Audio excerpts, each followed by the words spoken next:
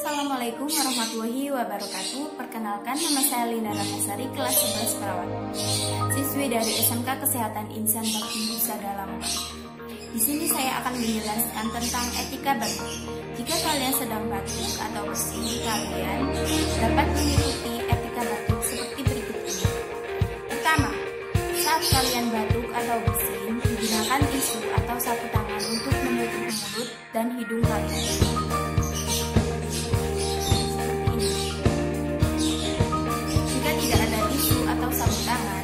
Gunakan lengan bagian dalam